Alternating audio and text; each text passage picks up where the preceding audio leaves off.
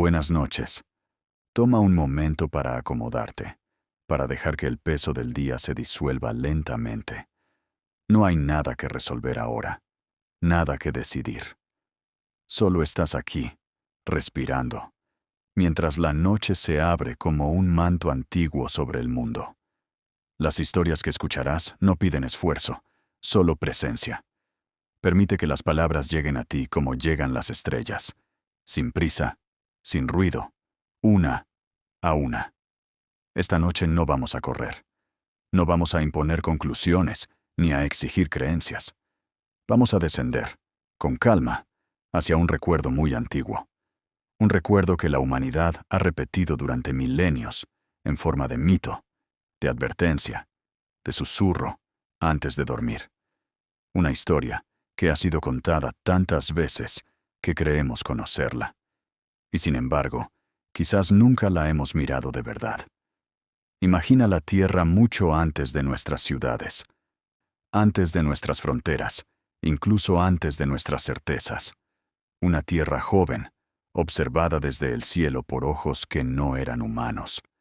En aquel tiempo remoto, los acontecimientos no se registraban en libros impresos ni en pantallas luminosas. Se grababan en piedra, en arcilla, en la memoria colectiva de pueblos enteros.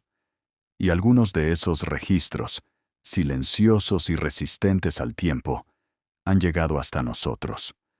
A lo largo de la historia, ciertas narraciones se repiten en culturas que jamás se conocieron entre sí. Historias de fuego que cae del cielo, de ciudades borradas en un instante, de vientos venenosos que marchitan la tierra durante generaciones. Historias que hablan de dioses en guerra, de armas imposibles, de advertencias que no debían ser ignoradas. Coincidencias, nos dijeron. Alegorías. Miedos primitivos. Pero, ¿y si esas historias no nacieron del miedo, sino de la memoria? Esta noche, nuestro viaje comienza en un lugar conocido por casi todos, pero comprendido por muy pocos. Un nombre que resuena como advertencia incluso hoy. Un lugar que simboliza castigo, decadencia y juicio. Pero antes de aceptar esa explicación, vamos a hacer algo diferente. Vamos a detenernos. Vamos a respirar. Y vamos a preguntarnos, con suavidad, si esa fue realmente toda la historia. Porque hay relatos que no se cuentan completos a la luz del día. Hay verdades que solo emergen cuando el ruido se apaga y la mente entra en un estado más profundo, más receptivo. El mismo estado en el que los antiguos escuchaban a los dioses, interpretaban los cielos y daban sentido a los acontecimientos que superaban su comprensión. Ese estado al que ahora, poco a poco, tú también estás entrando. No te pedimos que creas nada, solo que escuches, que permitas que las piezas se coloquen solas, como si alguien las hubiera dispuesto hace miles de años, esperando a que, finalmente, alguien las mirara sin prejuicio. Esta no es una historia de terror, tampoco es una lección moral. Es un descenso tranquilo hacia una posibilidad inquietante. Que el pasado fue más avanzado, más peligroso y más cercano a nosotros de lo que imaginamos. Mientras avanzamos, notarás que las preguntas aparecen antes que las respuestas. Eso es intencional, porque las preguntas abren puertas y las respuestas llegan cuando la mente deja de resistirse. ¿Qué ocurrió realmente en aquella llanura antigua? ¿Por qué la tierra quedó estéril durante siglos? ¿Por qué ciertos textos advierten con tanta precisión sobre mirar una luz en el cielo? Las historias para dormir no siempre fueron creadas para tranquilizar. Algunas fueron creadas para recordar, para transmitir advertencias a través del tiempo, disfrazadas de mitos, de relatos sagrados, de leyendas que sobreviven incluso cuando las civilizaciones que las crearon han desaparecido. Y si estas historias han llegado hasta ti esta noche, quizás no sea por casualidad. A medida que el mundo exterior se vuelve más silencioso, comenzamos a escuchar ecos más antiguos. Ecos de tablillas enterradas bajo la arena, de ciudades que ya no existen, de decisiones tomadas en un tiempo en el que el poder no pertenecía a los humanos. Ecos que no gritan, no exigen, no persiguen. Simplemente esperan ser escuchados. Esta noche vamos a seguir esos ecos, con calma, sin miedo. Como quien sigue una estrella lejana sabiendo que no necesita alcanzarla, solo observar su luz. Y mientras el sueño se acerca lentamente, una pregunta comienza a formarse, suave pero persistente, en el fondo de la mente. Si esta historia ha sido contada durante miles de años, ¿y si la versión que conocemos no es la verdadera? Para comprender por qué esta historia ha sobrevivido durante tantos siglos, primero debemos recorrer el camino que todos conocen, el relato que se ha transmitido de generación en generación, repetido en textos sagrados, sermones y advertencias morales. Una historia que, con el tiempo, se volvió tan familiar que dejó de ser cuestionada. Sodoma y Gomorra se convirtieron en sinónimo de decadencia, de corrupción, de un castigo inevitable que cayó desde los cielos. Según la tradición, estas ciudades se encontraban en una llanura fértil, una región próspera, atravesada por rutas comerciales y bendecida por el agua. El texto bíblico la describe como un lugar comparable al jardín del Señor, un valle verde y abundante antes de su destrucción. Allí florecieron 5 ciudades: Sodoma, Gomorra, Admá, Seboim y Zoar. Eran centros de intercambio, de riqueza y de vida intensa, pero también, según el relato, de una profunda degradación moral. La narrativa nos dice que el clamor del pecado de Sodoma era tan grande que llegó hasta el cielo. No se trata solo de errores individuales, sino de una corrupción colectiva, de una ciudad entera que había cruzado un límite invisible. En esta versión, la destrucción no es arbitraria, sino justa. Es el resultado de una balanza que finalmente se inclina. Un acto de juicio que sirve como advertencia eterna para la humanidad. En medio de esta ciudad condenada, aparece una figura clave: Lot, sobrino de Abraham. Lot vive en Sodoma, pero no pertenece del todo a ella. Es un extranjero, un observador incómodo dentro de una cultura que no comparte completamente. Cuando 2 visitantes llegan a la ciudad al caer la tarde, Lot los recibe en la puerta, siguiendo una ley antigua y sagrada: la hospitalidad. En el mundo antiguo, ofrecer refugio al viajero no era un gesto amable, era una obligación absoluta. Los visitantes son descritos como mensajeros, malakim en el texto hebreo. Tradicionalmente, se los ha interpretado como ángeles, emisarios divinos, enviados para evaluar la situación y ejecutar la sentencia. Su llegada marca el inicio del desenlace. Lo que sigue es uno de los pasajes más oscuros y perturbadores del relato. Los habitantes de Sodoma rodean la casa de Lot y exigen que entregue a los visitantes. La escena está cargada de violencia, de amenaza y de una ruptura total del orden moral. Lot, desesperado, intenta proteger a sus huéspedes, incluso ofreciendo a sus propias hijas, un gesto que hoy resulta incomprensible, pero que en aquel contexto refleja la jerarquía extrema de valores de la época. Sin embargo, los visitantes no necesitan protección. Intervienen con un poder que no parece humano. Ciegan a la multitud, sumiéndola en confusión y caos.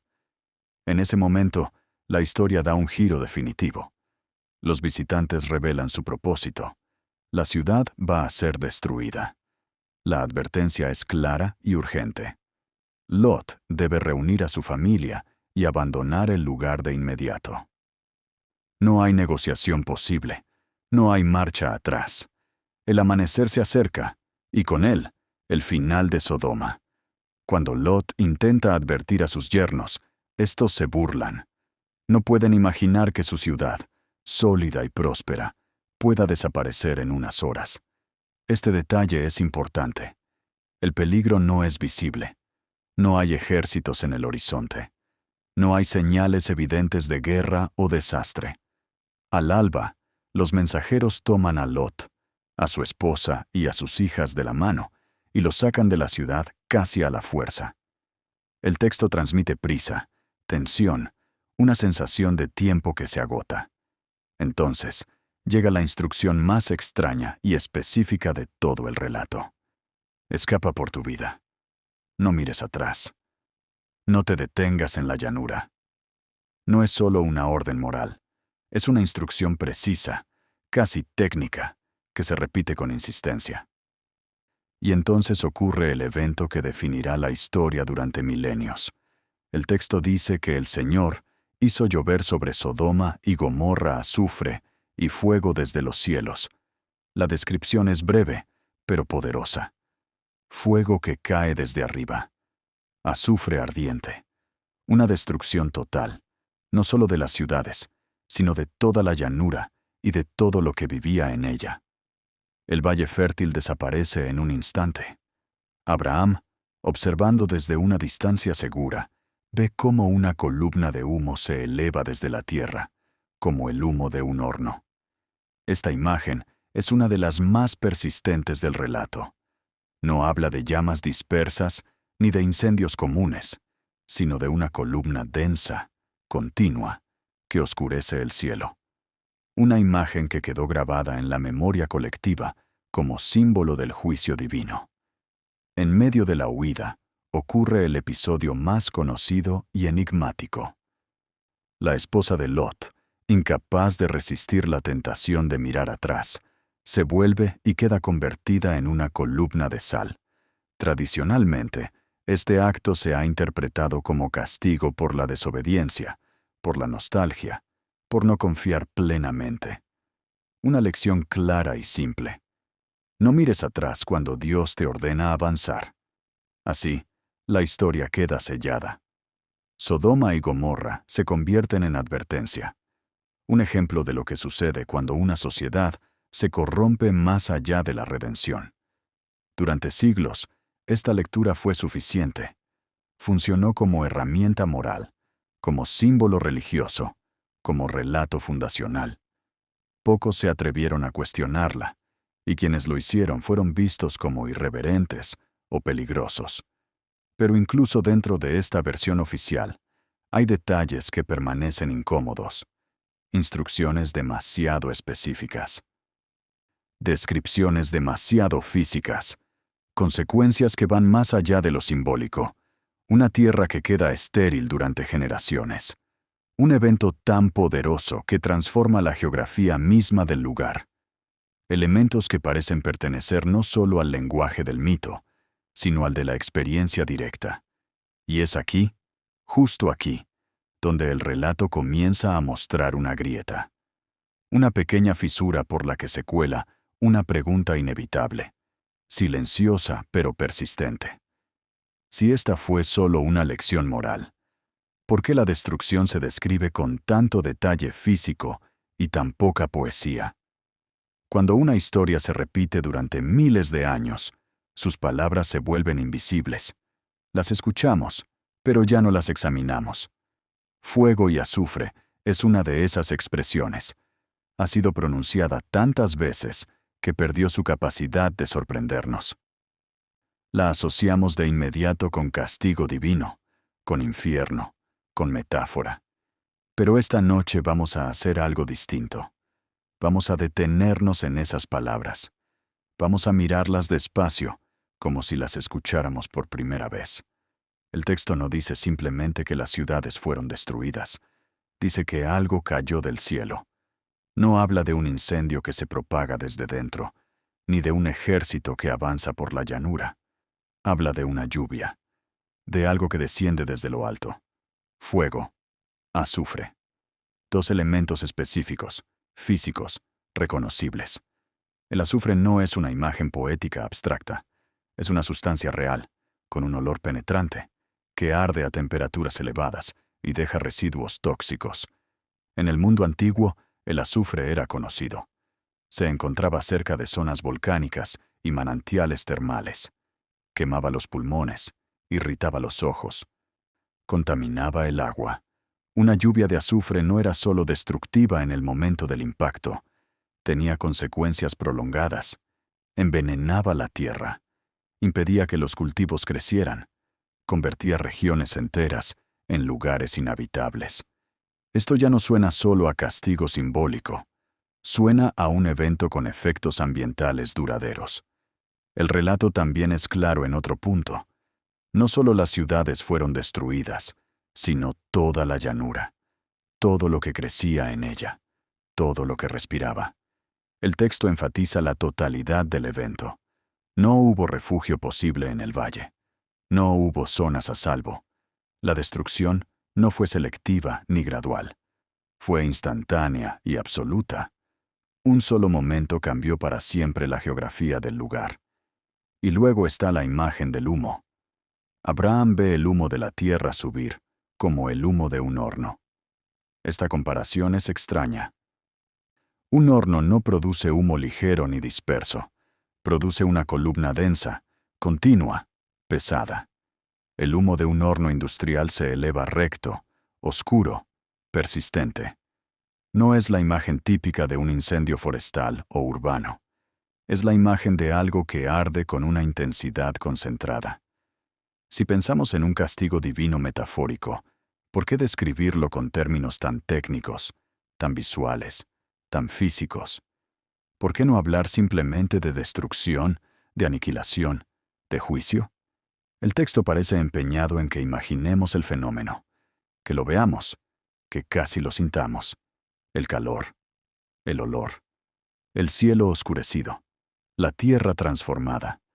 Hay otro detalle que rara vez se analiza con cuidado. La advertencia: no mires atrás. Esta orden no aparece una sola vez, como una sugerencia moral. Se repite, se enfatiza. No mires, no te detengas. No permanezcas en la llanura. Escapa a las montañas. Es una instrucción precisa, casi como un protocolo de emergencia. No explica por qué. Simplemente ordena. Si el peligro fuera una ciudad pecadora ardiendo a lo lejos, ¿por qué mirar atrás sería mortal? El fuego común no mata a distancia con una sola mirada. El humo puede asfixiar, pero no convierte a alguien en sal en un instante. La desobediencia moral no explica el mecanismo físico del castigo. Algo no encaja del todo. La transformación de la esposa de Lot en una columna de sal ha sido interpretada durante siglos como un símbolo. Pero el texto no la describe como un espíritu condenado, ni como un recuerdo abstracto. La describe como un objeto físico, una columna, visible, permanente, en una región que, curiosamente, hoy está saturada de sal y minerales. El lugar más bajo de la superficie terrestre, el Mar Muerto. La pregunta surge de forma natural, sin necesidad de forzarla. ¿Y si la historia no está usando símbolos para describir realidades espirituales, sino palabras limitadas para describir un evento físico que superaba la comprensión de quienes lo presenciaron? ¿Y si fuego y azufre era la mejor forma que tenían de nombrar algo que no tenía nombre en su mundo? En tiempos modernos, hemos desarrollado un vocabulario nuevo para fenómenos extremos. Hablamos de ondas de choque, radiación térmica, pulsos de calor, contaminación persistente. Pero durante miles de años, la humanidad no tuvo esas palabras. Solo tuvo metáforas tomadas de la naturaleza. Fuego, humo, veneno, sal. Y entonces, casi sin darnos cuenta, aparece una posibilidad inquietante. Que el relato de Sodoma y Gomorra no sea una parábola creada para infundir miedo, sino un intento de registrar un acontecimiento real, observado por testigos que no entendían su causa, pero sí sus efectos. Un acontecimiento tan devastador que quedó grabado no solo en un texto, sino en la memoria cultural de múltiples pueblos. esta reinterpretación no elimina la dimensión espiritual de la historia. La desplaza.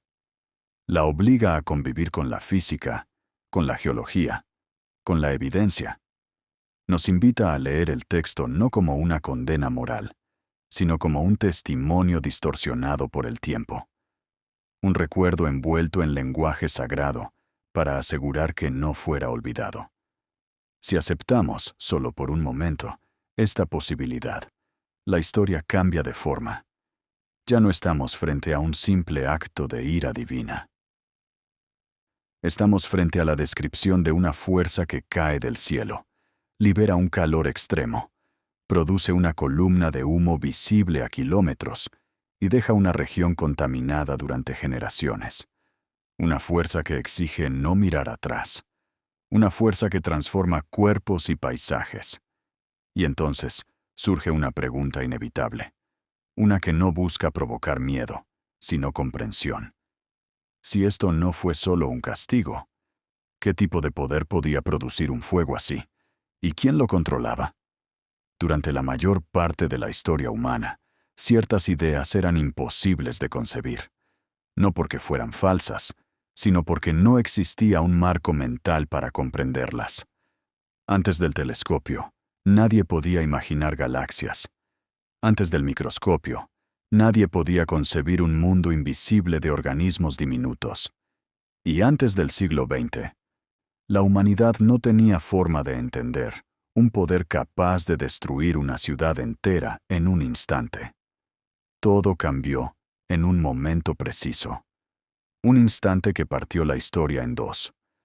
Cuando el primer artefacto nuclear fue detonado, no solo nació una nueva arma, nació una nueva forma de mirar el pasado. De repente, descripciones antiguas que antes parecían exageradas, míticas o simbólicas, comenzaron a adquirir un sentido inquietante. El fuego que cae del cielo, el nuevo sol, el humo que se eleva como un horno, la advertencia de no mirar la luz. Por primera vez, la humanidad moderna había creado algo que se parecía demasiado a los relatos antiguos. La era atómica nos dio un lenguaje nuevo. Palabras como radiación térmica, onda de choque, pulso de calor, contaminación persistente. Conceptos que explican por qué una explosión puede matar incluso a kilómetros de distancia, por qué mirar un destello puede cegar al instante, por qué la Tierra puede quedar estéril durante generaciones. Sin proponérselo, la ciencia moderna se convirtió en una llave para descifrar textos que llevaban miles de años esperando ser reinterpretados. Imaginemos por un momento a alguien que observa una detonación nuclear sin saber qué es una bomba. No conoce la física, no comprende la energía liberada, no entiende la reacción en cadena. ¿Cómo describiría lo que ve? Diría que el cielo se abrió, que apareció un sol que no debía estar allí, que el calor era insoportable, que el viento quemaba la piel, que el aire se volvió venenoso, que la tierra quedó maldita. Ese observador antiguo no estaría mintiendo, solo estaría usando las palabras que tiene. Cuando leemos la historia de Sodoma y Gomorra después de Hiroshima y Nagasaki, algo cambia de manera silenciosa pero irreversible. Ya no podemos descartar tan fácilmente la literalidad del relato. Ya no podemos decir con tanta seguridad que es solo una metáfora, porque ahora sabemos que existen eventos reales que producen exactamente los efectos descritos. Un destello más brillante que el sol, una onda de choque que aplasta todo a su paso, un pulso de calor que vitrifica superficies, una nube que asciende en forma de columna, un viento posterior que arrastra veneno durante cientos de kilómetros. Todo eso es real. Todo eso ha sido documentado. Todo eso ocurrió en el siglo XX. Y aquí aparece un detalle crucial. Las armas nucleares modernas no solo destruyen en el momento del impacto. Lo más peligroso llega después. La lluvia radiactiva. El polvo invisible que se deposita lentamente, contaminando el agua, la tierra, los cultivos. Una región puede parecer intacta a simple vista, pero estar condenada durante décadas o siglos, exactamente como describen ciertos textos antiguos cuando hablan de tierras que ya no vuelven a dar fruto. La advertencia de «no mires atrás» adquiere entonces un significado nuevo y aterrador. No es solo una prueba de obediencia, es una instrucción de supervivencia. No mires el destello. No expongas tus ojos. No te detengas en la zona baja. Huye hacia terreno elevado. Aléjate lo más rápido posible. Son las mismas recomendaciones que hoy se darían tras una detonación de alta energía. De pronto, la historia deja de parecer ingenua, deja de sonar primitiva, comienza a parecer extrañamente precisa. Esto no significa que los antiguos entendieran lo que ocurría. Significa que lo vieron, que lo sobrevivieron, y que intentaron transmitir lo ocurrido con la única herramienta que tenían, el lenguaje simbólico y sagrado. Cuando un evento supera la comprensión humana, se vuelve divino por defecto. No porque venga de un dios, sino porque parece imposible de explicar de otro modo. La era atómica nos enseñó algo más, que el mayor peligro no es el fuego inicial, sino el conocimiento que lo precede. Las armas nucleares no aparecen por accidente. Son el resultado de una civilización avanzada, de un dominio profundo de la energía, de decisiones tomadas por seres inteligentes que entienden exactamente lo que están haciendo. No son catástrofes naturales, son actos deliberados. Y esta idea nos conduce a una pregunta incómoda cuando miramos al pasado. Si un evento con características nucleares ocurrió en la antigüedad, ¿quién lo provocó? ¿Fue un accidente cósmico? ¿O fue una decisión tomada por una inteligencia avanzada, una guerra librada con armas que no pertenecían al mundo humano de aquel tiempo? Durante siglos, la única respuesta posible fue Dios. No porque fuera una explicación completa, sino porque era la única disponible. Pero ahora, con nuestra propia experiencia tecnológica, sabemos que el fuego del cielo no necesita ser divino. Puede ser construido, puede ser activado, puede ser dirigido. La era atómica no nos dice que los antiguos tenían bombas nucleares. Nos dice algo más sutil y más perturbador. Que ahora entendemos qué tipo de evento pudo haber inspirado esos relatos. Nos da una lente, una forma de volver a leer los textos sin descartarlos ni aceptarlos ciegamente, sino interrogarlos. Y cuando hacemos eso, cuando colocamos el pasado bajo esta nueva luz, descubrimos que la historia de Sodoma y Gomorra no está sola.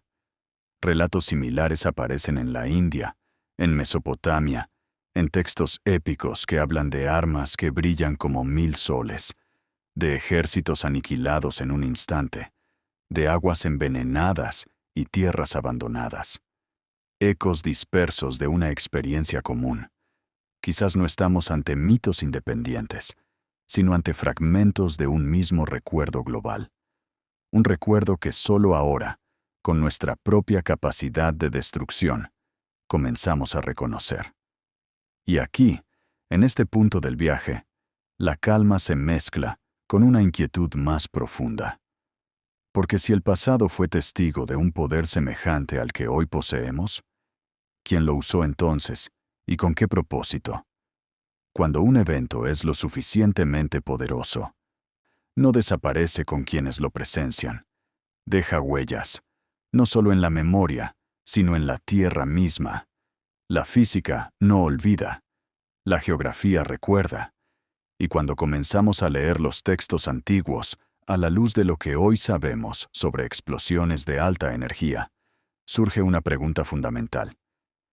¿Qué marcas deja realmente un acontecimiento así en el mundo físico?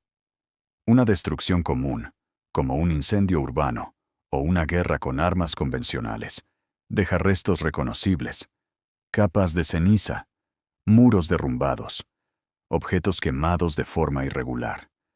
Pero hay otro tipo de destrucción, mucho más rara y mucho más extrema, que produce señales muy específicas. Señales que no pueden confundirse fácilmente con procesos naturales o con conflictos humanos tradicionales. Uno de esos signos es el calor extremo concentrado en un instante.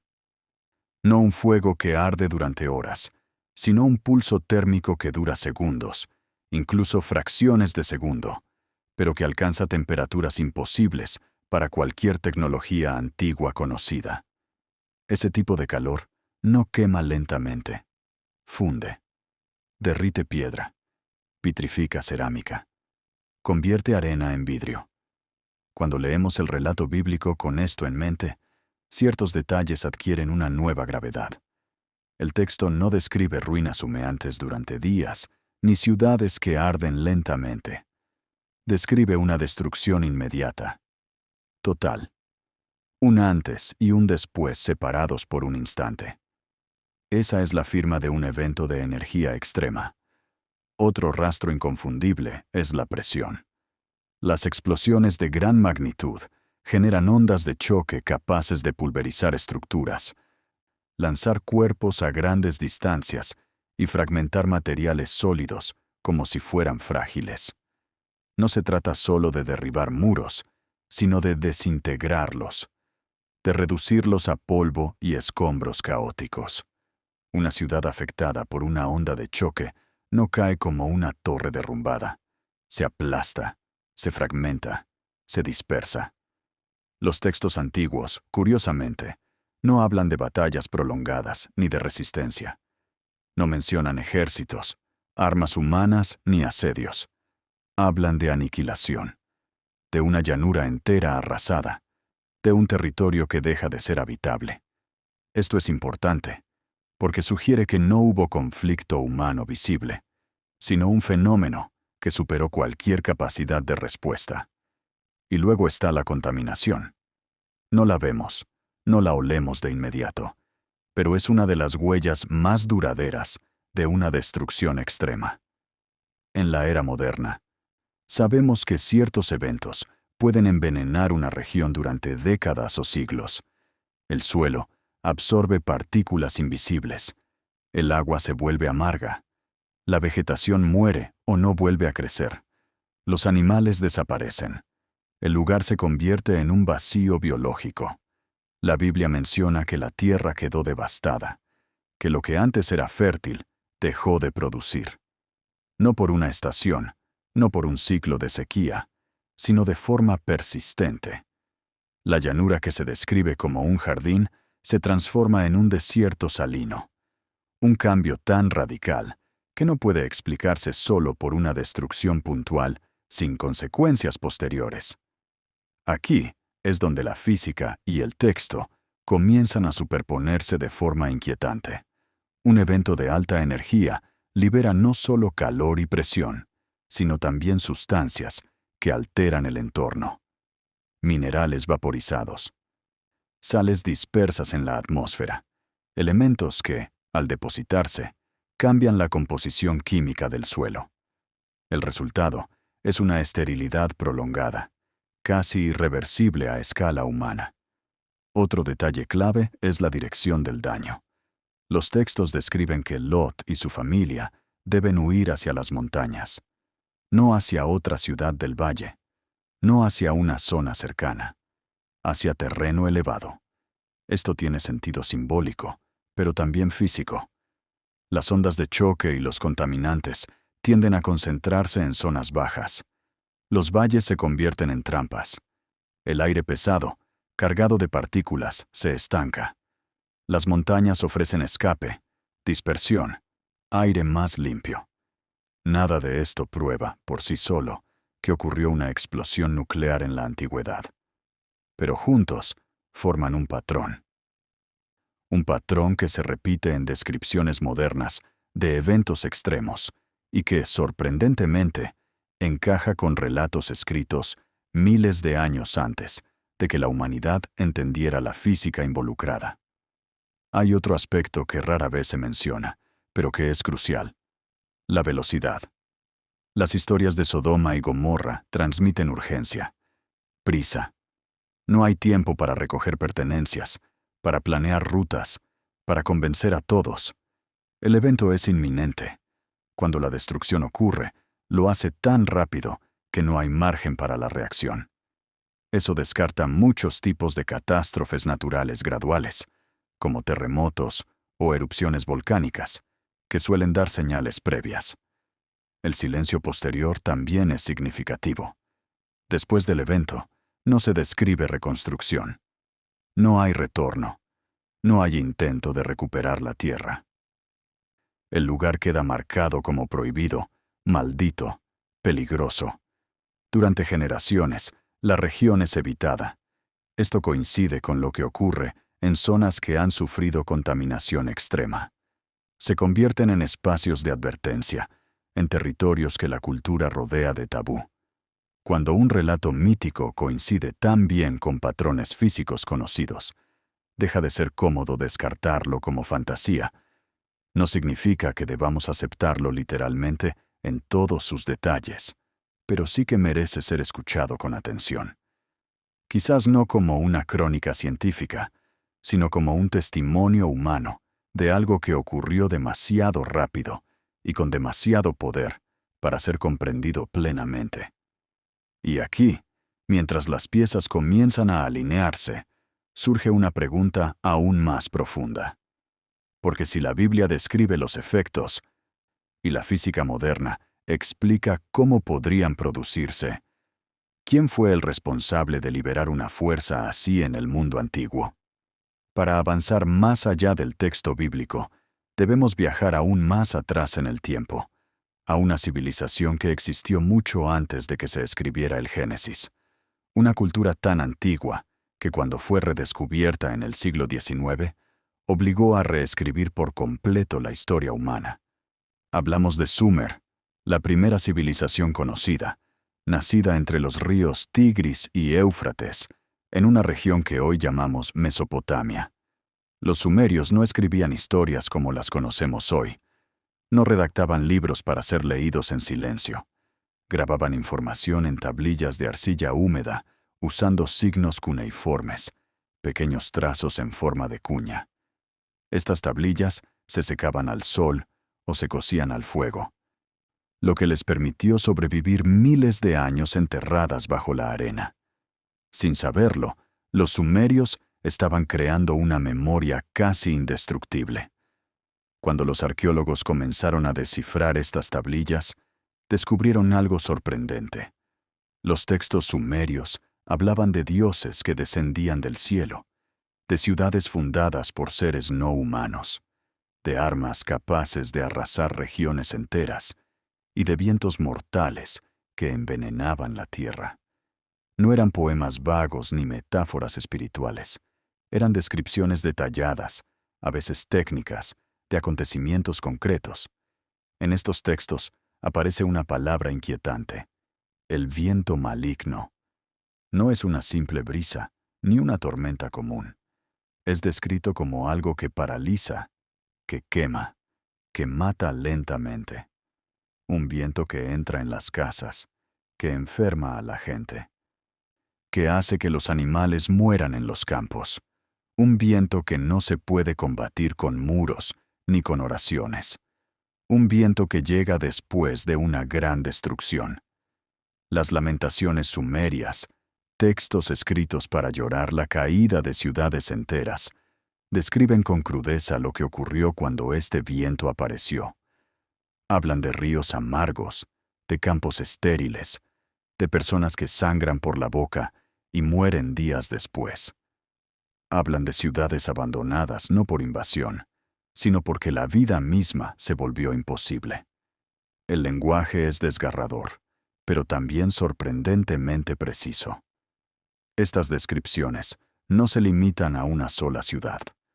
Se repiten en distintos textos, asociados a la caída de grandes centros urbanos, como Ur, Uruk, Eridu y Nippur.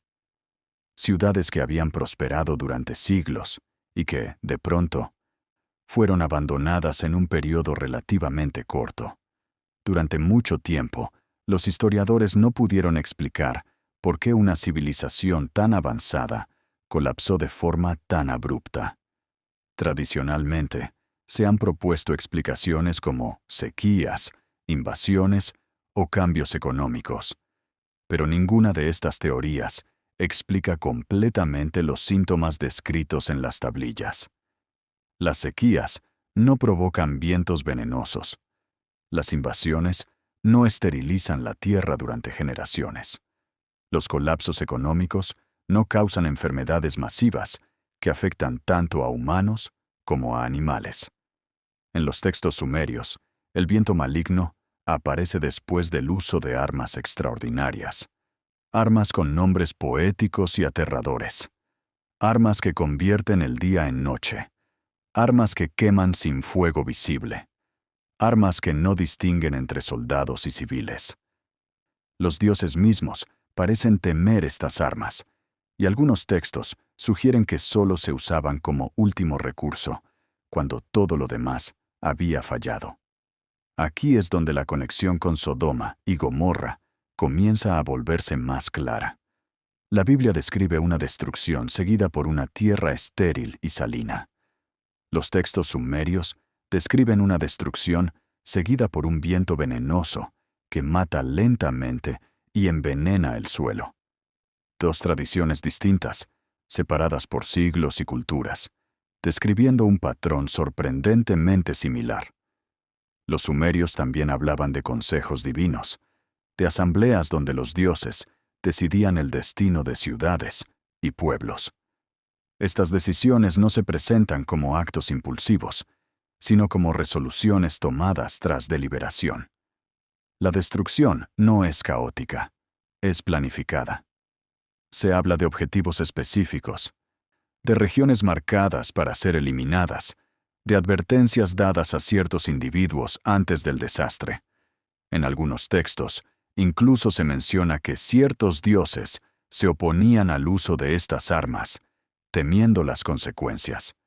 Se describe un conflicto interno, una división entre quienes querían preservar la humanidad y quienes estaban dispuestos a sacrificarla para mantener el orden o el poder. Este detalle es importante, porque introduce la idea de que la destrucción no fue inevitable, sino el resultado de una decisión. Con el paso del tiempo, estas historias se fragmentaron. Los nombres cambiaron. Los dioses sumerios se transformaron en dioses babilónicos, luego en figuras mitológicas, y finalmente en conceptos teológicos. Pero los eventos centrales permanecieron. Una gran destrucción, un viento mortal, una civilización que cae, una advertencia para quienes sobreviven. Si aceptamos que los sumerios estaban registrando eventos reales, aunque interpretados a través de su cosmovisión, entonces sus textos se convierten en una fuente invaluable. No como ciencia moderna, sino como testimonio humano de algo que ocurrió y que dejó cicatrices profundas. Cicatrices que aún pueden rastrearse en la arqueología, en la geografía y en la memoria cultural. Y entonces surge una posibilidad inquietante: que la historia de Sodoma y Gomorra no sea un relato aislado, sino parte de un evento mucho más grande. Un conflicto que no afectó solo a una llanura, sino a toda una civilización. Un episodio de destrucción que marcó el final de una era y el comienzo de otra. Si los sumerios registraron el uso de armas capaces de envenenar la tierra y destruir ciudades enteras, ¿quiénes eran realmente esos dioses que poseían tal poder? En los textos sumerios, la palabra Dios no siempre significa lo que hoy entendemos por divinidad. No describe seres etéreos, omnipresentes o infinitos. Describe entidades concretas, con nombres, genealogías, funciones específicas y, sobre todo, limitaciones. Estos dioses nacen, heredan poder, se enfrentan entre sí, cometen errores y sienten miedo. Son poderosos, sí, pero no absolutos. Y ese detalle cambia por completo la forma en que debemos leer sus historias. Entre estos seres destacan los Anunnaki. El término puede traducirse como los que descendieron del cielo. No es una metáfora poética aislada. Aparece una y otra vez en las tablillas, asociada a la fundación de ciudades, a la entrega de conocimientos y al gobierno directo sobre la humanidad. Los Anunnaki no observan desde lejos, caminan entre los humanos, gobiernan, administran, ordenan. Según los registros, la llegada de los Anunnaki marca el inicio de la civilización organizada. Antes de ellos, la humanidad aparece dispersa, primitiva, sin escritura ni leyes complejas.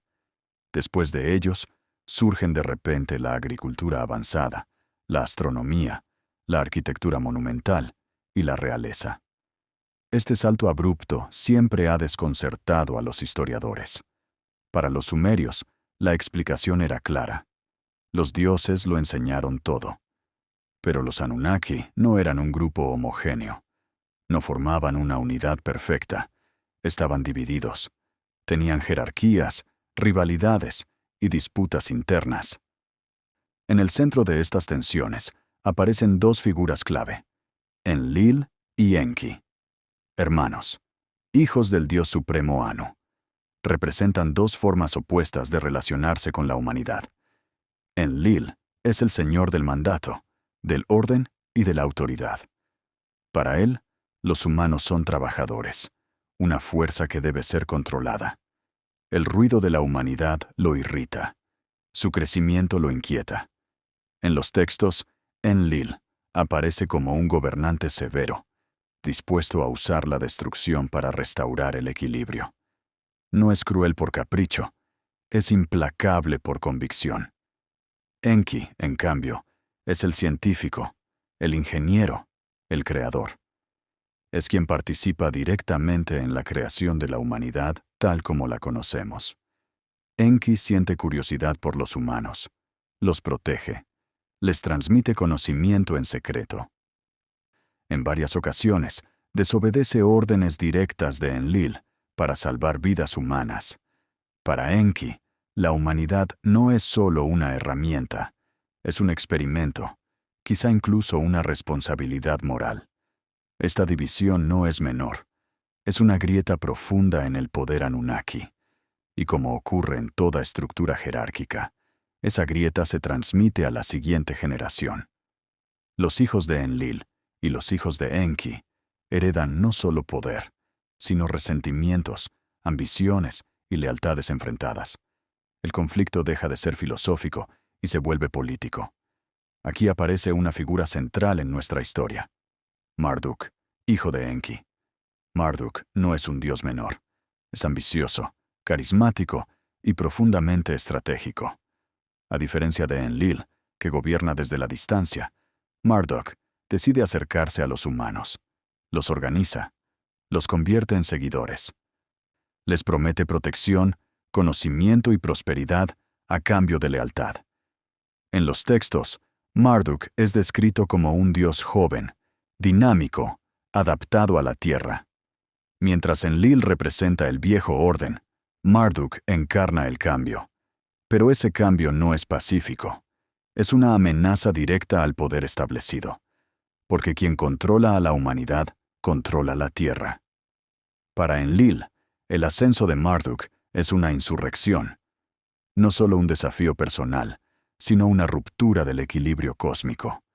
Los humanos, en este contexto, no son simples víctimas pasivas.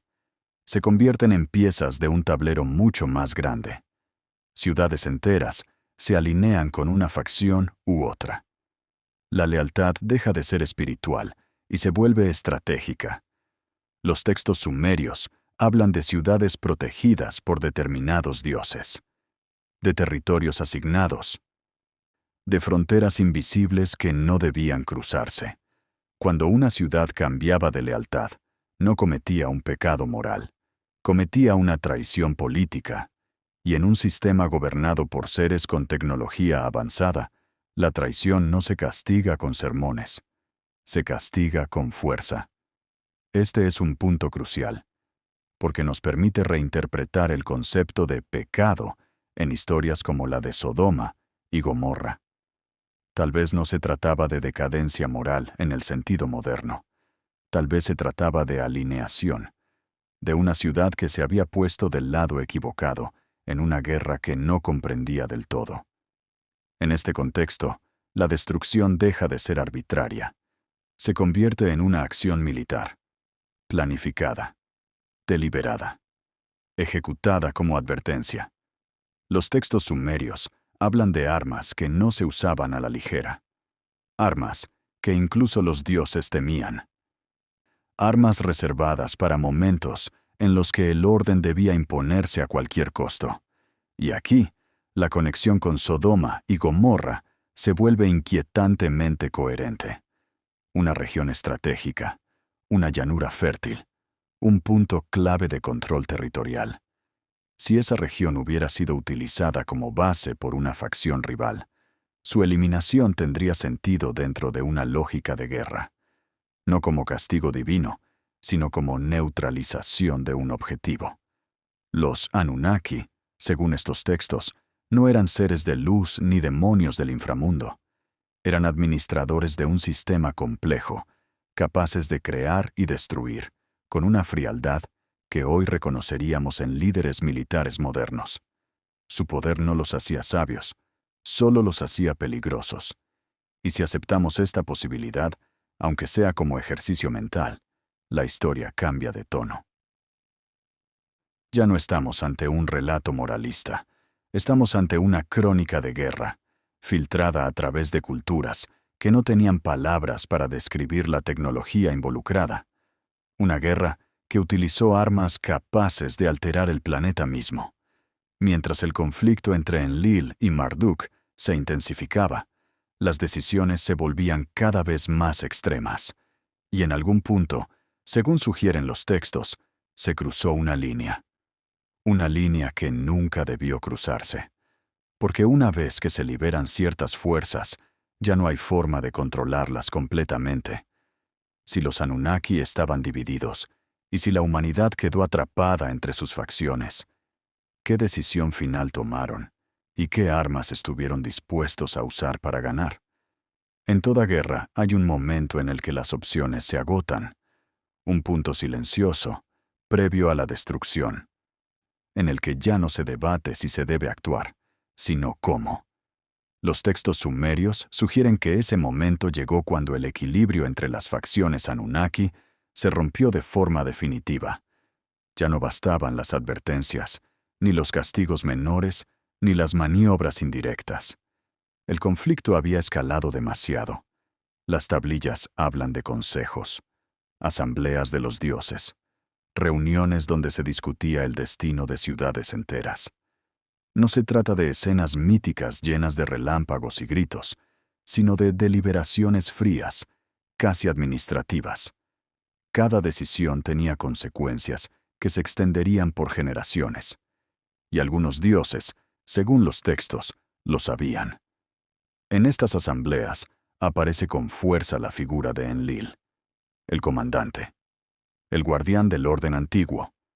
Para él, la insurrección de Marduk y la creciente autonomía de ciertas ciudades humanas representaban una amenaza existencial, no solo para su autoridad, sino para la estabilidad del sistema completo.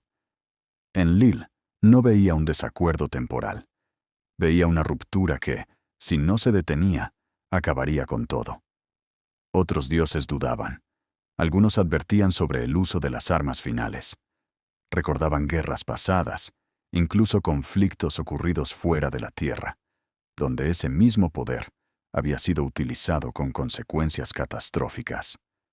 Las tablillas insinúan un temor profundo, que liberar esas fuerzas no solo destruiría al enemigo, sino que contaminaría el mundo que pretendían gobernar. En este punto entra en escena Ninurta, hijo de Enlil. No es un estratega político como Marduk, ni un científico como Enki. Es el ejecutor, el guerrero. Aquel al que se recurre cuando ya no hay marcha atrás. En los textos, Ninurta es descrito como el portador de armas terribles, el único dispuesto o capaz de usarlas. No debate. Cumple. La decisión, una vez tomada, parece irreversible.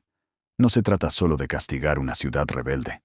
Se trata de enviar un mensaje tan claro y devastador que nadie vuelva a desafiar el orden establecido.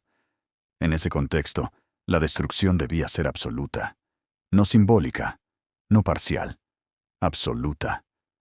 Los textos sugieren que se definieron objetivos concretos, lugares estratégicos, regiones cuya eliminación alteraría por completo el equilibrio de poder. Entre ellos, una llanura fértil, densamente poblada, situada en un punto clave de conexión entre territorios.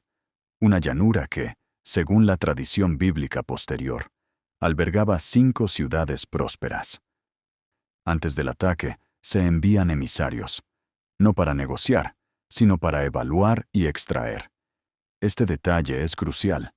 En los relatos, ciertos individuos reciben advertencias específicas. Son sacados del área de destrucción. No todos. Solo algunos.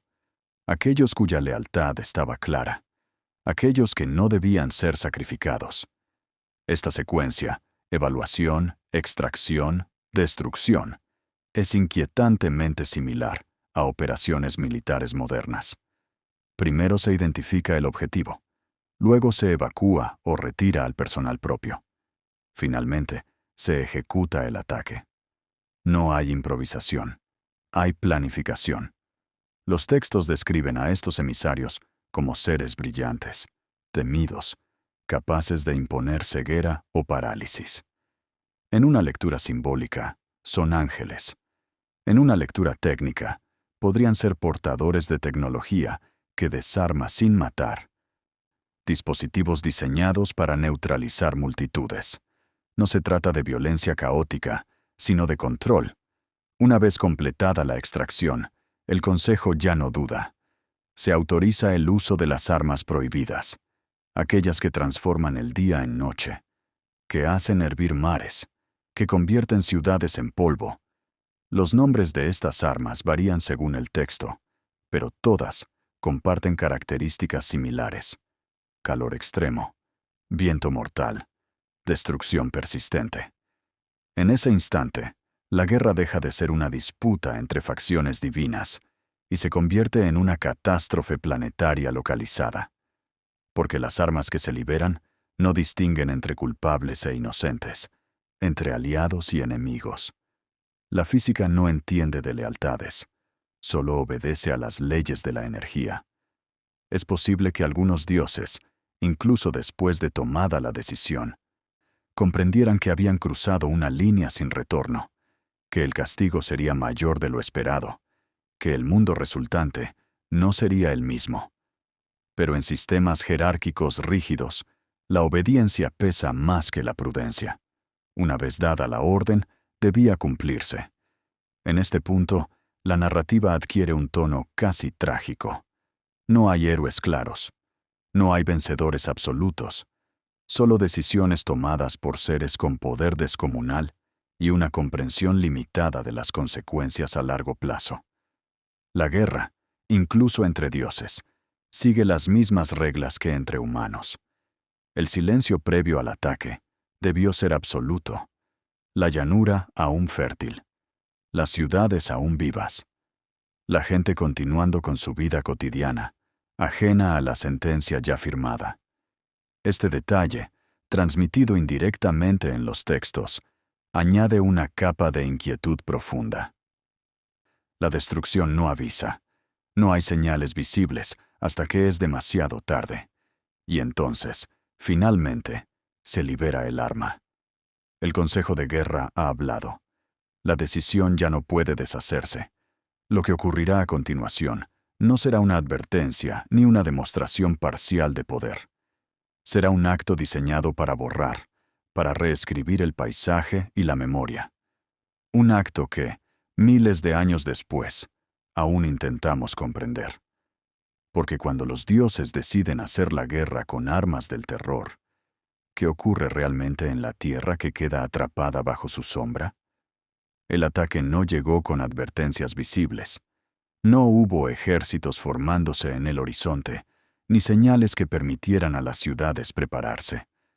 La llanura despertó como cualquier otro día, el aire aún fresco antes del amanecer, las rutas tranquilas, la vida siguiendo su curso habitual. La sentencia ya había sido dictada, pero para quienes vivían allí, todo parecía normal.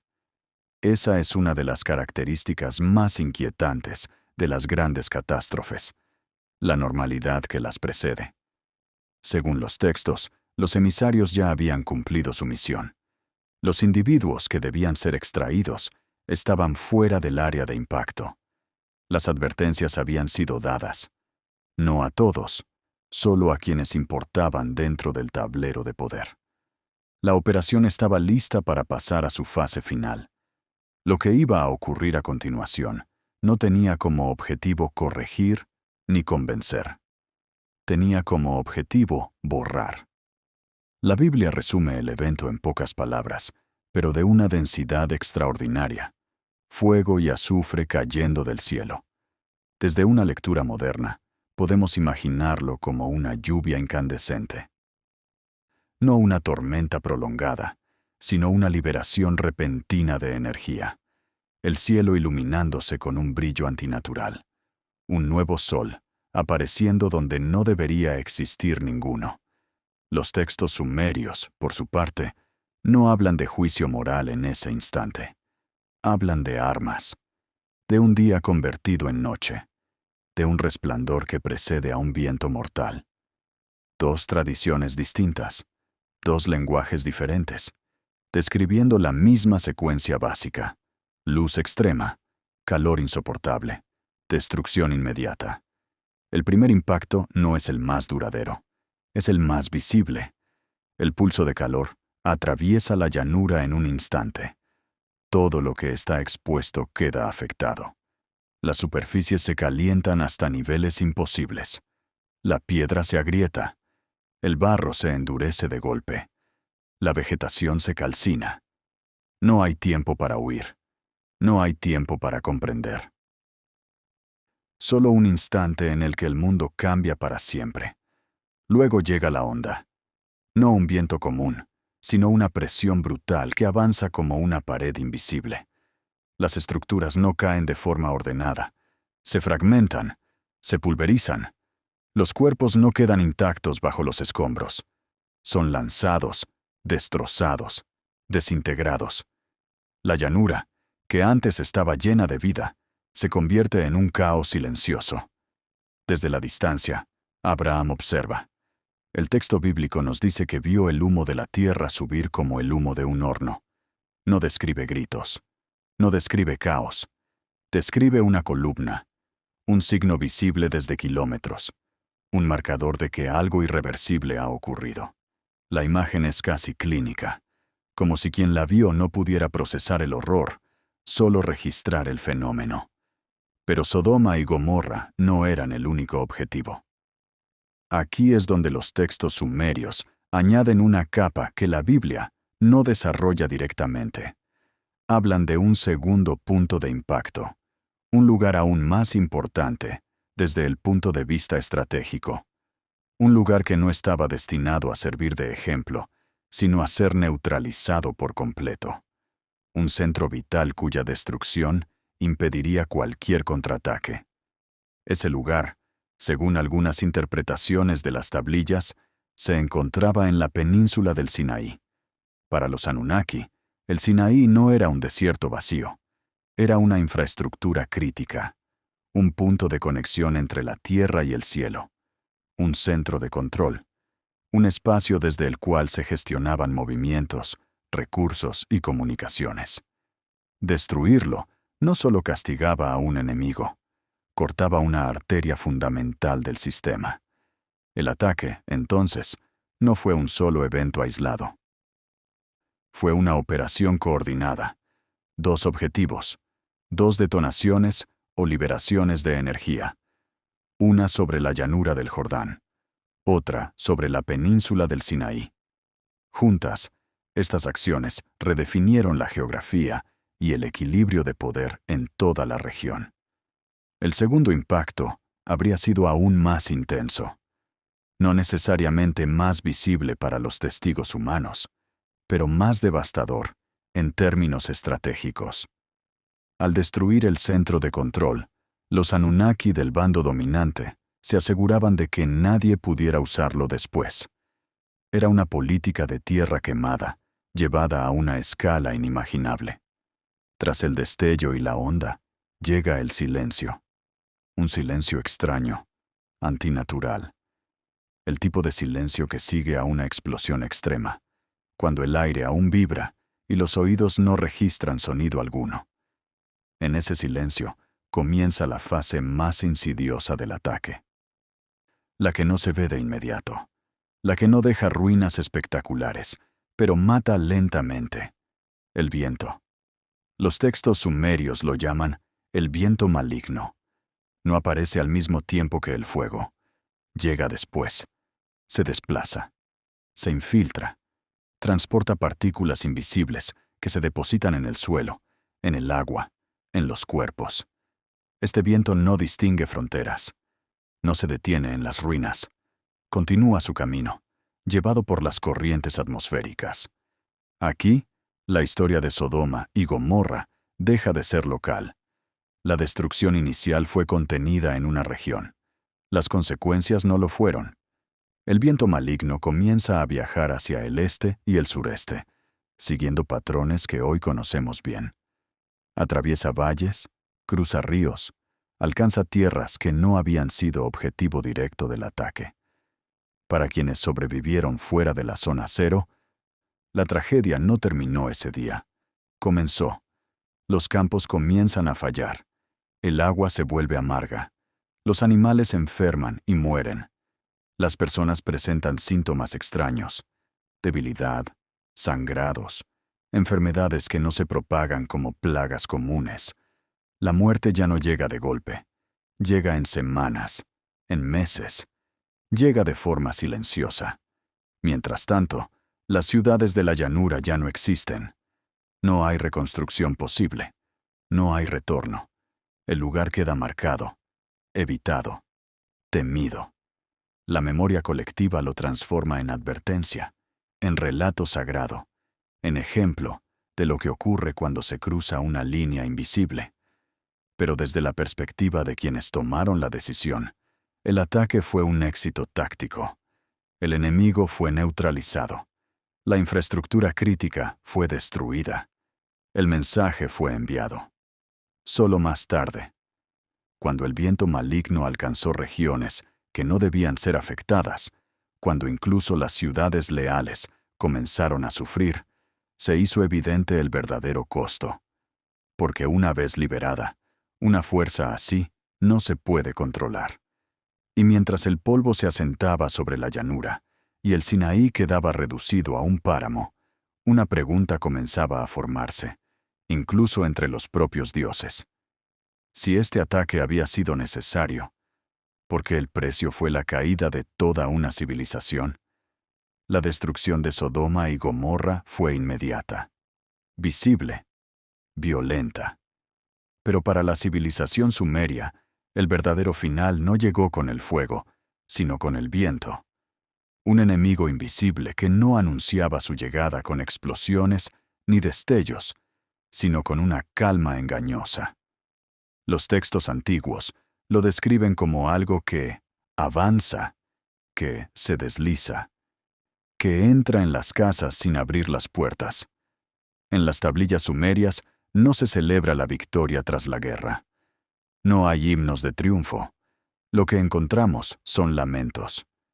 Textos escritos no para glorificar, sino para recordar una pérdida imposible de asimilar. Ciudades que no fueron destruidas en combate, sino abandonadas lentamente, como si la vida se hubiera retirado de ellas por decisión propia. El viento maligno no cayó de golpe sobre Sumer. Llegó poco a poco, primero como un cambio en el aire, luego como una enfermedad que no respondía a rituales ni ofrendas. Los sacerdotes ofrecían sacrificios, pero los dioses no respondían. Algo había cambiado. Algo que ni siquiera los propios Anunnaki parecían poder detener. Las ciudades del sur, Eridu, Ur, Uruk, Nippur, comenzaron a registrar lo mismo. Personas que enfermaban sin causa aparente, sangrados, debilidad extrema, una sensación de quemazón interna, descrita en términos poéticos, pero inquietantemente precisos. Los textos hablan de bocas llenas de sangre, de cuerpos que se marchitan mientras aún están vivos. No era una plaga común. No se transmitía como las enfermedades conocidas. Afectaba incluso a quienes se aislaban, a ricos y pobres por igual, a sacerdotes y campesinos. Los campos empezaron a fallar. El agua se volvió amarga. Los animales murieron antes que los humanos, como si fueran los primeros en percibir que la tierra ya no era segura. Los lamentos describen una escena casi apocalíptica. Templos vacíos, mercados en silencio, puertas abiertas que nadie cruza. La vida urbana, que había sido el corazón de Sumer durante siglos, se detiene. No por invasión extranjera. No por guerra civil. Por algo que no se puede combatir con ejércitos. Incluso los dioses aparecen afectados en los textos. No como víctimas mortales, sino como seres que huyen. Los dioses abandonaron sus ciudades, dicen las tablillas. Volaron como aves asustadas. Esta imagen es clave. Los Anunnaki, que habían gobernado desde templos y sigurat, se retiran, se esconden, se refugian en lugares subterráneos o se marchan por completo. Enki, el creador, se encierra en su Apsu. La gran diosa llora. Enlil guarda silencio. No hay intervención salvadora. No hay marcha atrás. El viento maligno no escucha plegarias. Continúa su avance siguiendo las corrientes del aire, no la voluntad divina. Aquí ocurre algo que cambia la historia humana para siempre. Por primera vez, los dioses no pueden proteger a sus propios centros de poder. Las ciudades sagradas caen una tras otra, no en llamas, sino en abandono. La gente huye. Los supervivientes se convierten en refugiados, llevando consigo historias fragmentadas de un mundo que terminó sin entender por qué. La caída de Sumer no fue inmediata, pero sí irreversible. En cuestión de décadas, un parpadeo en términos históricos, la primera gran civilización del mundo deja de existir como entidad coherente. Su lengua deja de usarse. Sus sistemas administrativos colapsan. Sus grandes obras quedan a medio terminar. Durante mucho tiempo, los historiadores modernos no pudieron explicar este colapso. No encajaba con los patrones habituales. No había una invasión clara. No había evidencia de sequías prolongadas suficientes para justificar un abandono tan total. Algo no cuadraba. Pero los textos antiguos siempre estuvieron ahí. Hablando del viento, un viento que quemaba sin fuego, que mataba sin espada, que volvía estéril la tierra durante generaciones. Hoy lo llamaríamos lluvia radiactiva, pero para ellos era simplemente el aliento de la destrucción. Un castigo que no distinguía entre culpables e inocentes, porque no había sido diseñado para eso. La ironía es profunda. Las armas liberadas para castigar una región específica terminaron destruyendo el corazón del imperio que las había autorizado. Una victoria que se convirtió en suicidio estratégico. Las tablillas no esconden esta tragedia. La expresan con un tono de culpa, de arrepentimiento tardío. La gran civilización que había enseñado a la humanidad, la escritura, la astronomía, la ley y la agricultura, se desintegra. Y con ella, la presencia directa de los dioses en la tierra. Después de este evento, los Anunnaki ya no caminan entre los hombres como antes. Se retiran, se vuelven distantes, se convierten en recuerdos, en mitos, en figuras invisibles. La humanidad queda sola. El periodo que sigue es lo que hoy llamamos una edad oscura. Un tiempo de confusión, migraciones, pérdida de conocimiento. Los sobrevivientes llevan consigo fragmentos de memoria, historias de fuego del cielo, de vientos mortales, de dioses que se marcharon después de destruir el mundo que gobernaban. Estas historias se transforman, cambian de forma, se adaptan a nuevas culturas, pero el núcleo permanece. La advertencia, el recuerdo de un poder tan grande que no debía usarse.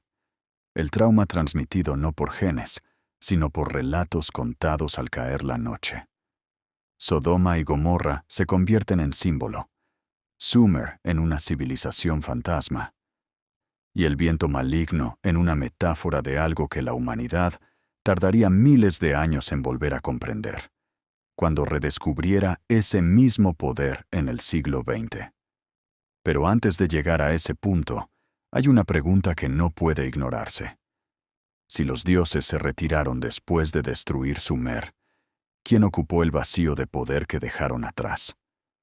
Cuando el viento maligno terminó su recorrido, no dejó un mundo en ruinas visibles, sino algo más profundo y peligroso.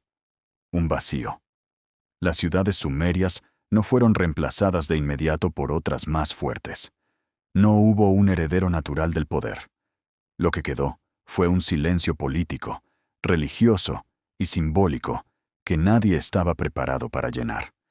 Durante siglos, el orden del mundo había sido claro. Los dioses estaban presentes, gobernaban desde templos visibles, designaban reyes, dictaban leyes. La autoridad no se cuestionaba porque tenía un rostro, una voz y, sobre todo, una fuerza tangible. Pero tras la catástrofe, ese sistema se desmorona. Los dioses ya no aparecen, ya no intervienen directamente, ya no protegen a sus ciudades. La humanidad, por primera vez, se enfrenta a una realidad desconcertante. Los administradores del mundo han desaparecido. En este escenario, emerge una nueva dinámica, no basada en la presencia directa de los dioses, sino en la interpretación de su voluntad. Los sacerdotes, los escribas y los reyes ya no pueden señalar a un dios caminando entre ellos.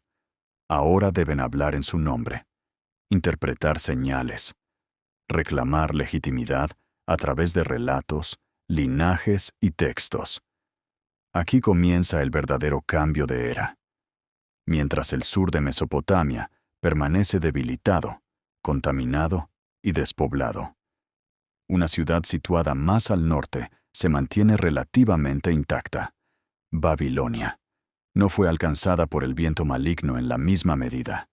Las corrientes atmosféricas, el azar o la geografía la protegieron, y esa protección marcaría el destino del mundo. Babilonia no era una ciudad cualquiera. Había estado creciendo lentamente, absorbiendo conocimientos, tradiciones y mitos de las culturas anteriores. Cuando Sumer colapsa, Babilonia no necesita conquistar con ejércitos, solo necesita esperar. Los refugiados llegan, los escribas llegan, los sacerdotes llegan. Con ellos traen historias fragmentadas de los dioses antiguos y del gran desastre.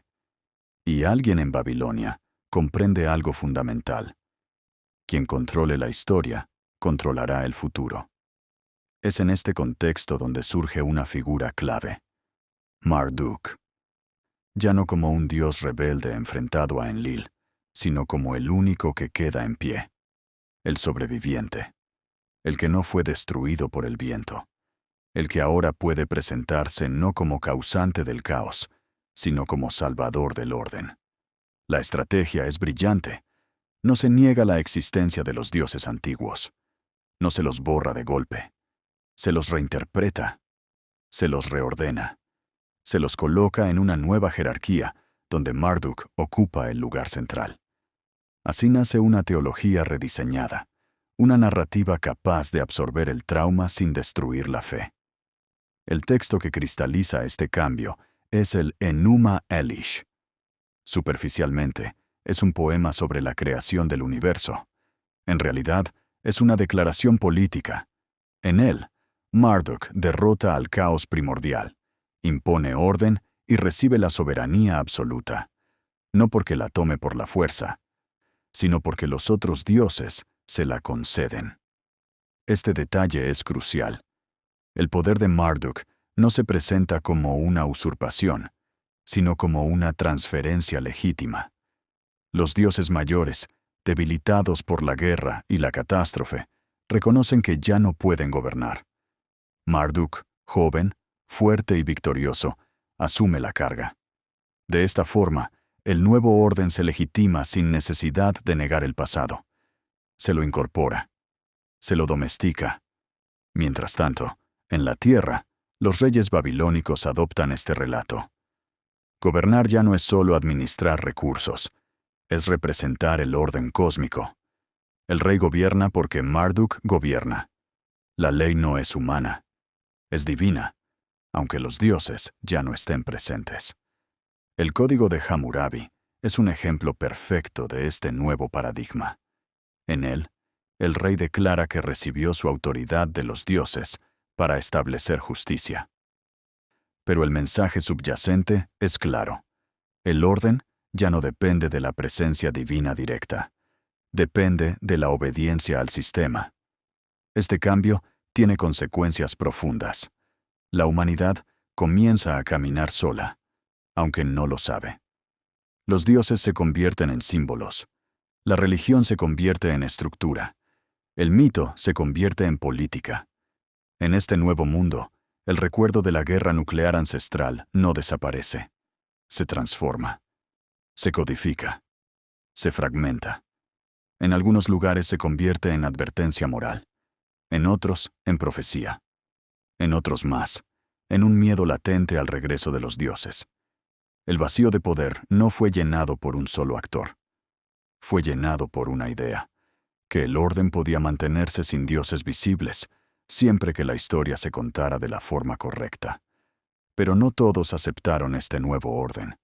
Algunos linajes, algunos pueblos, conservaron una memoria distinta. Una memoria en la que el Dios Supremo no era Marduk. Una memoria en la que el fuego del cielo no fue una victoria, sino una traición. Estas memorias no dominaron imperios, pero sobrevivieron en tradiciones orales, pactos y creencias que se resistieron a la absorción babilónica. Y es ahí donde comienza otra historia, una historia paralela, una que no se desarrollará en grandes ciudades ni en templos monumentales, sino en campamentos, desiertos y pactos personales. Porque mientras Babilonia construía el nuevo orden del mundo, otros preparaban, en silencio, una oposición que cambiaría la historia para siempre. Mientras Babilonia reorganizaba el mundo a través de mitos, leyes y monumentos, no todos los supervivientes de la gran catástrofe siguieron ese camino. Algunos pueblos no buscaron reconstruir ciudades ni restaurar antiguos templos. Buscaron algo distinto: protección, sentido, una forma de sobrevivir en un mundo donde los dioses habían demostrado ser tan peligrosos como poderosos. Entre estos grupos se conservó una memoria diferente del desastre. No una versión oficial, pulida y ordenada, sino un recuerdo más crudo. Para ellos, el fuego que cayó del cielo no fue un acto heroico que trajo orden al caos, sino una advertencia terrible. Una demostración de que alinearse con el poder equivocado podía significar la aniquilación total. En estas memorias aparece una figura central: Abraham. En la narrativa tradicional, Abraham es un patriarca, un hombre elegido por su fe. Pero leído desde el contexto de esta historia más amplia, su papel adquiere una profundidad distinta. Abraham no surge de la nada. Proviene de Ur, una de las grandes ciudades sumerias, un centro cultural, religioso y político del antiguo orden. Es decir, Abraham no es un nómada ignorante. Es un hombre formado dentro del sistema que colapsó. Su salida de Ur, descrita como un llamado divino, puede entenderse también como una evacuación, una retirada estratégica, el abandono de una región que estaba a punto de volverse inhabitable. Sal de tu tierra, dice la voz, no como una invitación espiritual abstracta, sino como una orden urgente. El mundo que conocías se está acabando. Abraham se convierte así en un portador de memoria, alguien que ha visto, directa o indirectamente, las consecuencias de la guerra de los dioses, y esa memoria da forma a su relación con la divinidad. Su Dios no es uno más dentro de un panteón. Es un Dios celoso, exclusivo, exigente. Un Dios que no tolera alianzas ambiguas. Aquí nace una idea radical para el mundo antiguo: la lealtad absoluta a un solo Dios. En un entorno dominado por sistemas politeístas flexibles, donde los dioses se absorbían y se reorganizaban según convenía al poder político, esta exclusividad resulta extraña, incluso peligrosa. Pero tiene sentido si se entiende como una estrategia de supervivencia.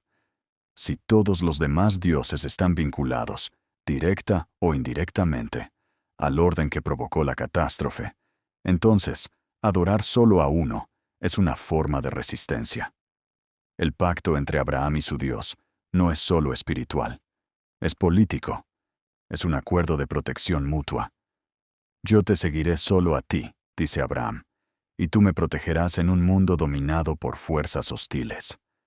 No se trata de dominar imperios, se trata de sobrevivir dentro de ellos sin ser absorbido. Este pacto se transmite de generación en generación, no a través de templos monumentales, sino de relatos familiares, historias contadas alrededor del fuego, advertencias sobre ciudades destruidas, sobre mirar atrás, sobre no confiar en la aparente estabilidad de los grandes centros de poder. El relato de Sodoma y Gomorra cumple aquí una función clave. No es solo una historia moral sobre decadencia, es un recordatorio codificado de lo que ocurre cuando una comunidad se alinea con el bando perdedor de una guerra cósmica, cuando se confía en la protección de dioses que ya han demostrado no tener límites. Para estos pueblos, la destrucción no fue un mito distante, fue una experiencia cercana, algo que podía repetirse. Por eso su Dios no se manifiesta con templos brillantes ni estatuas visibles. Se manifiesta con palabras, con leyes, con pactos. Es un Dios que habla, pero no se muestra. Un Dios que exige obediencia, pero no promete comodidad. Un Dios que acompaña en el desierto, no en la ciudad. Este detalle es crucial. Mientras Babilonia representa el orden reconstruido, sólido y visible, el monoteísmo naciente se forma en el movimiento, en la precariedad, en la espera. Es una espiritualidad adaptada a un mundo inestable, donde la seguridad no está garantizada. Con el tiempo, esta visión se fortalece, se transforma en identidad. Somos diferentes, dicen estos pueblos. No somos de ellos. La prohibición de adorar a otros dioses no es solo religiosa, es una declaración de independencia frente al sistema dominante. La historia de la humanidad entra así en una nueva fase. Dos formas de entender lo divino conviven y compiten. Una, heredera de los imperios antiguos, que integra, absorbe y jerarquiza. Otra, nacida del trauma, que separa, excluye y resiste. Ambas cargan con el recuerdo del mismo evento: la guerra, el fuego, el viento maligno, pero lo interpretan de manera opuesta. Para Babilonia, el desastre fue el precio necesario para un nuevo orden. Para los descendientes de Abraham, fue una advertencia eterna, una señal de que el poder sin límites conduce a la destrucción, incluso cuando se presenta como voluntad divina. Este conflicto de interpretaciones no se resolverá pronto. Al contrario, se convertirá en el eje central de la historia occidental. Guerras, exilios, conquistas y profecías girarán en torno a esta tensión original. Y mientras estos pueblos caminan, transmitiendo sus pactos y relatos, una pregunta empieza a tomar forma, una pregunta que atraviesa siglos y religiones. Si los dioses destruyeron el mundo una vez, ¿podrían regresar algún día para hacerlo de nuevo? Cuando los dioses se retiraron y las ciudades quedaron en silencio, no desaparecieron del todo. Cambiaron de forma. Se refugiaron en la memoria humana, en relatos transmitidos con cuidado, en advertencias disfrazadas de profecías, en miedos que no siempre tenían nombre, pero sí una presencia constante. La humanidad no olvidó la guerra. Aprendió a recordarla sin comprenderla del todo. Las generaciones que siguieron al colapso de Sumer crecieron en un mundo marcado por ausencias. Los grandes centros del saber estaban vacíos. Las rutas comerciales rotas. Las técnicas avanzadas olvidadas o fragmentadas. Pero algo permanecía intacto. El recuerdo de un tiempo en que el cielo había ardido y la tierra había enfermado. Ese recuerdo se convirtió en profecía. En muchas culturas antiguas aparece la misma idea. El mundo no avanza en línea recta, sino en ciclos, edades que nacen, florecen y terminan en cataclismos. La edad del fuego, la edad del diluvio, la edad oscura. Estos no son solo símbolos abstractos, son intentos de ordenar un trauma colectivo que no podía explicarse con las herramientas de la época. La noción de un fin de los tiempos no surge del vacío, surge de la experiencia, de saber, aunque sea de forma confusa, que algo así ya ocurrió, que el mundo ya fue destruido una vez, no por la naturaleza, sino por decisiones tomadas desde el poder. El Apocalipsis no es una predicción futurista, es un recuerdo proyectado hacia adelante. Por eso, en los textos proféticos, el regreso de los dioses o del fuego del cielo siempre está asociado a señales conocidas, columnas de humo, trompetas, cielos que se oscurecen, estrellas que caen. No son imágenes nuevas, son ecos, descripciones heredadas de quienes vieron algo que no pudieron nombrar. En este contexto, el monoteísmo no solo establece normas morales, establece una narrativa de control del miedo. Si el mundo terminó una vez por desobediencia, entonces puede evitarse que termine de nuevo mediante obediencia absoluta. El pacto no es solo espiritual, es preventivo. No vuelvas a cruzar esa línea, dicen los textos. No vuelvas a provocar el fuego. En paralelo, otras culturas conservan el recuerdo de forma distinta. En la India antigua, las epopeyas hablan de armas capaces de brillar como 1000 soles, de vientos venenosos que matan generaciones enteras, de guerreros que deben cubrirse los ojos para no quedar ciegos. No se presentan como advertencias morales, sino como relatos de guerras entre seres superiores. En Escandinavia, el Ragnarok no es castigo por pecado, sino una guerra final entre dioses, donde el mundo arde y luego renace. En Mesoamérica, los ciclos de soles destruidos describen edades terminadas por fuego, viento o agua. La humanidad vuelve a empezar una y otra vez. Demasiadas culturas separadas por océanos conservan la misma estructura narrativa para que sea coincidencia. Todas hablan de destrucción total. Todas hablan de fuego del cielo. Todas hablan de un reinicio. La pregunta entonces deja de ser si estos relatos son literales o simbólicos. La pregunta es por qué la humanidad, una y otra vez, recuerda el fin como algo que ya ocurrió, como una herida que nunca terminó de cerrar. Con el paso del tiempo, este miedo se institucionaliza.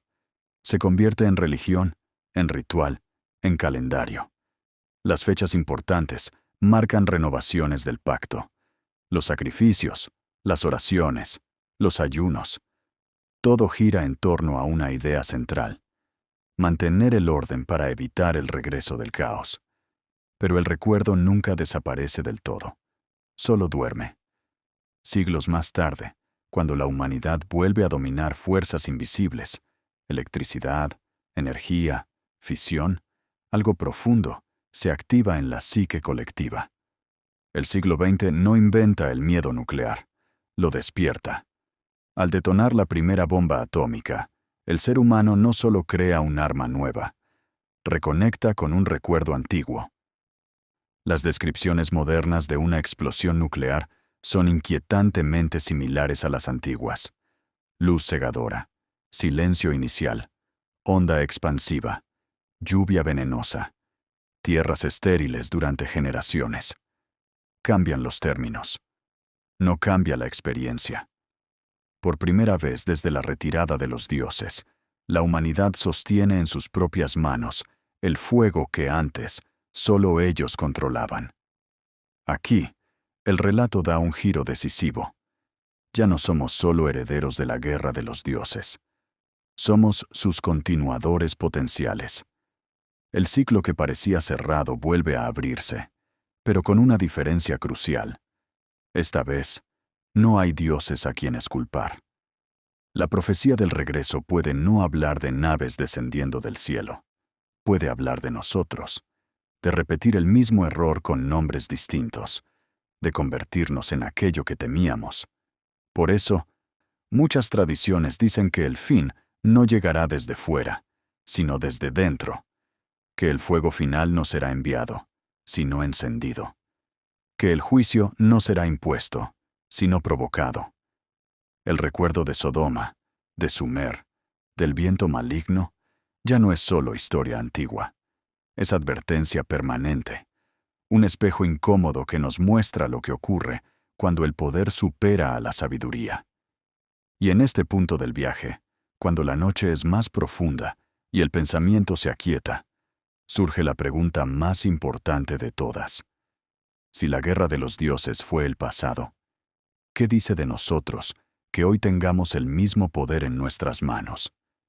Después de recorrer miles de años en una sola noche, después de atravesar ciudades destruidas, dioses en guerra y memorias fragmentadas, es natural sentir un peso silencioso. No un miedo agudo, sino una gravedad profunda. La sensación de haber tocado algo antiguo, algo que no pertenece del todo al pasado. Porque esta historia, más que hablar de dioses o civilizaciones perdidas, habla de nosotros. La guerra que destruyó Sodoma y Gomorra, la caída de Sumer, el viento maligno que envenenó la tierra. Todo eso puede verse como mitología, como teoría alternativa, como metáfora. Pero incluso si dejáramos de lado cada nombre, cada tablilla, cada interpretación, quedaría intacta una verdad incómoda. La humanidad recuerda haber jugado con un poder que no sabía controlar.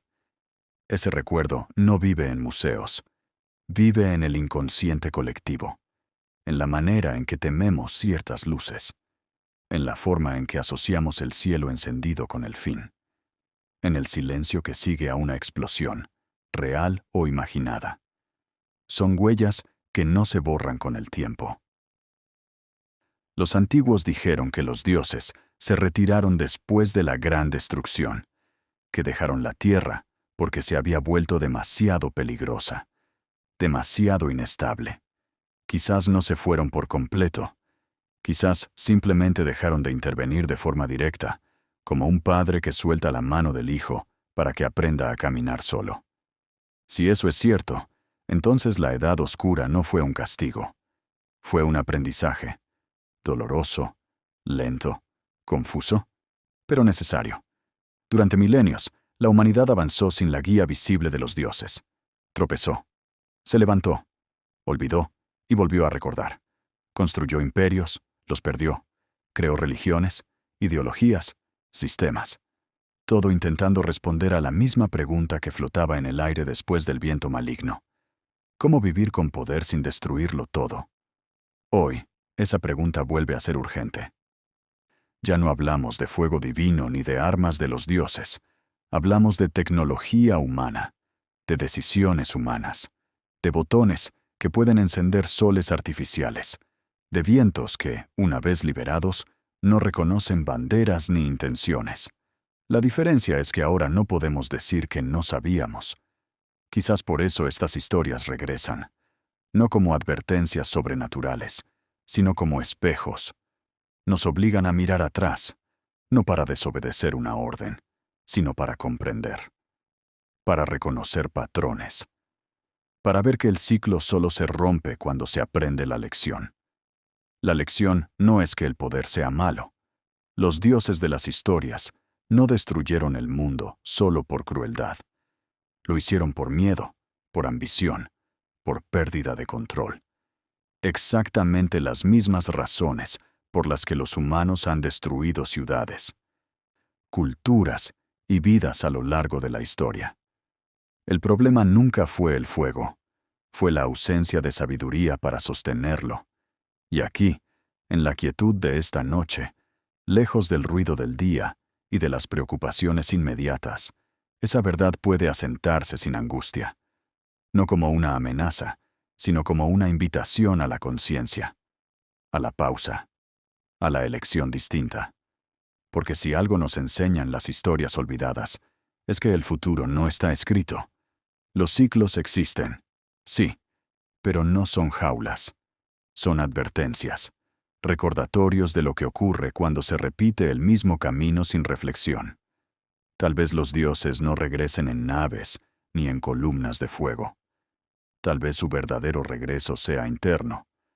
Cada vez que una civilización se enfrenta a la decisión de usar su mayor poder para proteger o para dominar, para sanar o para imponer, para crear o para borrar.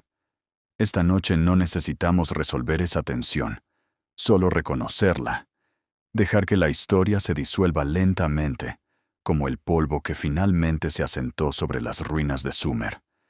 Dejar que las imágenes se apaguen, que los nombres pierdan fuerza, que solo quede una sensación de profundidad y calma. Respira. Has recorrido un viaje largo. Has caminado entre dioses y ruinas, entre fuego y silencio. Ahora es momento de descansar. El mundo exterior puede esperar. Las preguntas más grandes no necesitan respuestas inmediatas. A veces, basta con haberlas escuchado. Permite que el sueño llegue sin prisa, que la mente se afloje, que el cuerpo se hunda suavemente en la quietud. Las historias seguirán ahí cuando despiertes. Los ecos del pasado no se pierden, pero tampoco necesitan ser cargados ahora. Esta noche, no eres testigo de una guerra antigua. Eres simplemente alguien que descansa, mientras el tiempo, por una vez, guarda silencio. Buenas noches. El viaje ha terminado.